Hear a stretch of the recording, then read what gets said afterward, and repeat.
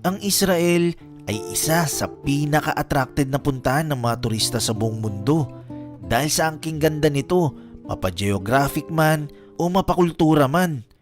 Ito ang nagsisilbing birthplace ng ilang major religion, kabilang na ang Judaism, Islam at Christianity. Dahil sa complex cultural situation dito, may mga ilang bagay na kailangan mong pagtuunan ng pansin kung pupunta ka sa lugar na ito. Ngayon, isa-isahin natin ang mga hindi mo dapat gawin kapag nasa bansang Israel ka.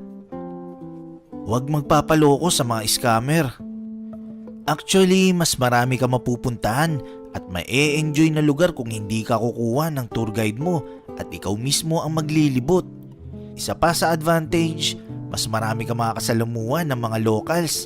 Kaso ang disadvantage, marami nagkalat na manloloko sa kalye. May lalapit sa'yo na mag-o-offer na maging guide mo. Pag minalas-malas ka, maaari ka pang ma-scam at baka mas mapalaki pa ang gastos mo. Di tulad yung kukuha ka ng lisensyadong tourist guide, mas safe ka at hindi mo na kailangan magtanong-tanong kung kani-kanino.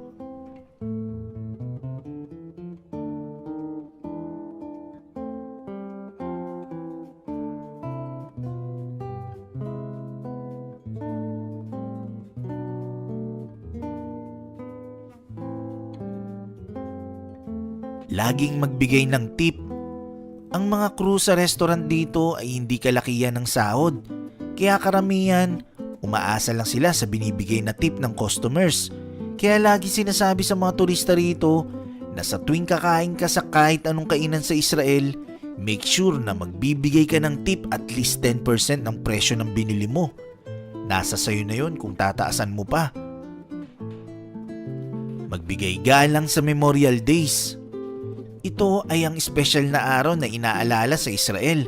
Naglalaan ng oras ang mga tao rito bilang pag-alala sa mga nasawing sundalo at naging biktima ng terorista. Ito yung tinatawag na Yom HaZikaron at Yom HaShoah. Nagbabago ang petsa nito kada taon, pero usually nakatakda ito buwan ng April. Madalas, nakaset ang dalawang tunog ng sirena ng 8 o'clock ng gabi at kinabukasan ng 11 o'clock ng umaga. Kapag narinig mo ang tunog ng sirena, napakahalaga na nasaan ka man o ano man ang ginagawa mo, kinakailangan mong huminto at tumayo ng tahimik. Lahat ng tao sa buong Israel ay ginagawa ang paghinto pag tumutunog ang sirena.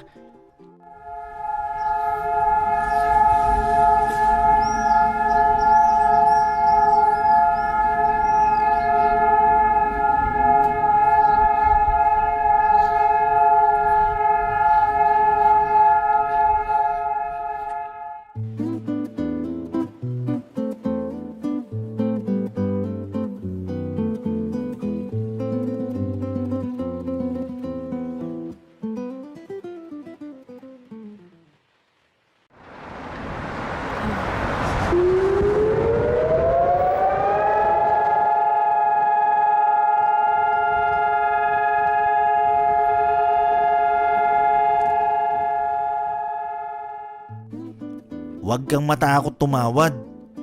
Sa Old City of Jerusalem, ang mga tindahan dito ay medyo mahal talaga ang mga bilihin dahil ang target customer talaga nila rito ay mga turista. Gayunpaman, alam nyo ba na ang mga tindahan dito ay open for negotiation? Sa madaling salita, pwede mong tawaran. Kaya kung mamimili ka rito, huwag kakalimutang tumawad. Huwag matakot sa mga sundalo.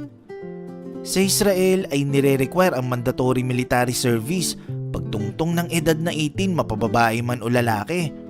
Ang conscription ay nagtatagal hanggang 3 taon para sa mga lalaki at 2 taon naman para sa mga babae. Ginagawa ito ng Israel dahil alam naman natin na napapalibutan nito ng mga bansang galit na galit at gustong pabagsakin nito.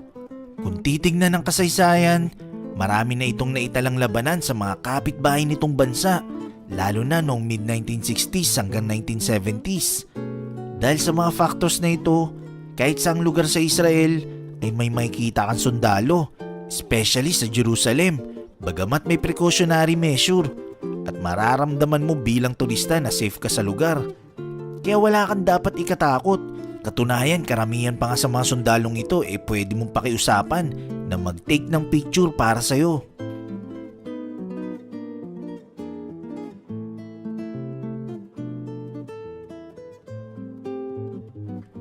Huwag magsusuot ng hindi naangkop sa mga religious site.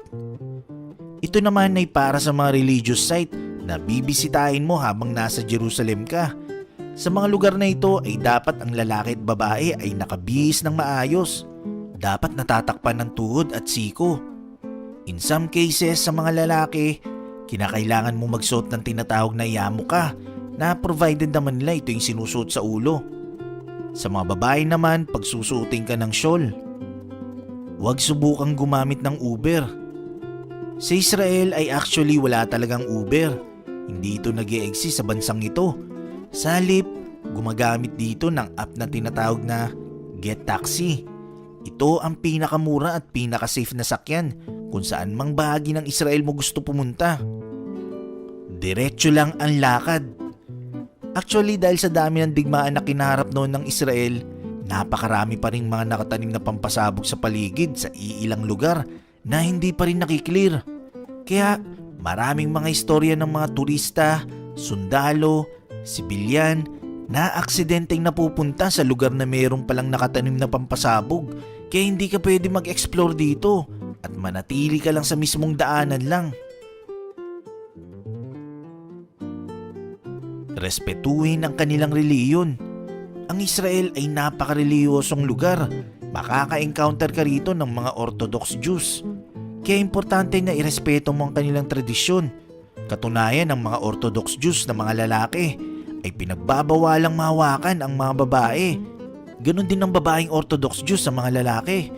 Kaya kung turista ka at may mga taong biglang iiwas sa'yo, malamang Orthodox Jews yun at bahagi yun ng kanilang paniniwala. Alam nyo ba na maraming nagtutungo rito hindi lang para sa religious tourism, kundi para malaman nila kung ano nga ba ang context sa likod ng sistema ng paniniwala ng bilyon-bilyong katao sa buong mundo ngayon. Nagustuhan mo ba ang kwentong ito? I-click na ang like button at i-share ang video na to. Mag-iwan lang ng komento para sa inyong mga saloobin. Maraming salamat. Hanggang sa muli.